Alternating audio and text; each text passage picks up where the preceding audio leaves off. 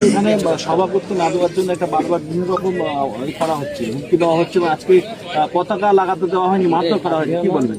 BJP পশ্চিমবাংলার বিভিন্ন প্রান্তে সভা করছে, প্রোগ্রাম করছে, সেখানে কোনো অসুবিধা নাই। আইএসএফ প্রোগ্রাম করলেই তৃণমূলের অসুবিধা হয়ে যাচ্ছে। গতকাল থেকে এখানে ব্যানার ছিঁড়ে দেওয়া, পতাকা খুলে দেওয়া, শুধু তাই না, আমাদের কর্মীদের উপরে শারীরিক অত্যাচার। তো তৃণমূল কংগ্রেস আইএসএফ কে আটকাচ্ছে কেন এবার বুঝতে হবে। বাংলার মানুষের কাছে আমি এটা বলতে চাই স্পষ্টভাবে, বিজেপি কে আটকাচ্ছে না আইএসএফ কে আটকাচ্ছে। আইএসএফ এর এখন পর্যন্ত কোনো মন্তব্য, কোনো বক্তব্য, কোনো সম্প্রদায়কে টার্গেট করে কোনো জাতকে বর্ণ করে দেখাতে পারবেন না। উল্টে আমরা উভয় জাতের বর্ণের মানুষের মধ্যে সেতু বন্ধনের আমরা কাজ করছি। আমরা শিক্ষার দাবি করছি, স্বাস্থ্যের ব্যবস্থার উন্নয়নের দাবি করছি, বেকার যুবকদের হাতে কাজ তুলে দেওয়ার দাবি করছি, কৃষকের মাসিক গড়াই যাতে বাড়ে তার দাবি করছি, মহিলাদের নিরাপত্তার দাবি করছি, স্কুলে বাচ্চাগুলো যাচ্ছে সেখানে টিচার নয় টিচার দেওয়ার দাবি করছি, কম্পোজিট গ্রান্ট দেওয়া হচ্ছে না স্কুলগুলোতে, সেগুলো নিয়মিত যাতে দেওয়া হয় তার কথা বলছি। আনএডেড মাদ্রাসার টিচাররা তাদের সাম্মানিক ঠিকঠাক পাচ্ছে না।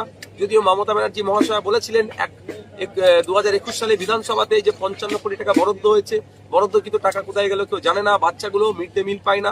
স্কুলের আশপাশে যে বাচ্চারা থাকে, এই কুকুর থাকে বা তার সন্তান যারা থাকে বাচ্চাগুলো, তারা মিড ডে মিল পায় একবেলা। সে নির্দেশিকা মমতা ব্যানার্জির একটা দপ্তর থেকে দিয়েছে, কিন্তু আনএডেড মাদ্রাসার বাচ্চাগুলো মিড ডে মিল পাচ্ছে না, খাতা কি বলে সরি জুতো পাচ্ছে না, ব্যাগ পাচ্ছে না, আপনার জামা পাচ্ছে না।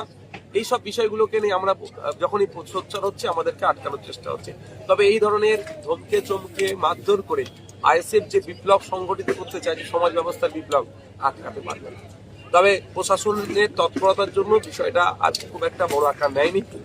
আমাদের কর্মী সমর্থকরাও স্বাভাবিকভাবে ক্ষিপ্ত হয়ে উঠছিল। প্রশাসন আমাদের কর্মী সমর্থকদেরকে আশ্বস্ত করেছে যে এই ধরনের ঘটনা ফার্দার না হয় তার ব্যবস্থা নিচ্ছে, এবং যারা এর সাথে যুক্ত তাদেরকে চিহ্নিত করা হবে এবং তার শাস্তির ব্যবস্থা করা হবে। সুতরাং প্রশাসনের যে আশ্বস্ত করেছে সেটা হওয়ার পরে আমাদের কর্মীরাও সংযত ছিল, আর একটু ধৈর্য ধরেছে। ভাইজান, এসআইআর শুনানি কিন্তু এখনো দেখা যাচ্ছে, অসুস্থ মানুষদের দেখা যাচ্ছে, তারা হয়রানির শিকার হচ্ছেন, কি বলবেন? দেখুন, এসআইআর এর যে এই শুনানি পর্ব চলছে, এই পর্বের কেস কিছু আপডেট হওয়া দরকার ছিল। একদম এসআইআরটা কোনো রকম হোমওয়ার্ক না করেই ইমপ্লিমেন্ট করার চেষ্টা হচ্ছে, ফলে এই দুরবস্থা। এআইকে দিয়ে করাচ্ছে, নামের আকার ওকার ভুলের জন্য শুনানিতে অনেকে ডাক চলে আসছে বা রিভেরিফিকেশন আসছে, যেটা কোনো ব্যাপারই নয়। দেখুন, বৃদ্ধ অসুস্থ মানুষের ভোট আমরা দেখেছি, ভোটের সময় বাড়িতে গিয়ে নেওয়া হয়। তাহলে অসুস্থ মানুষ যারা বা যারা বয়স্ক মানুষ, তাদের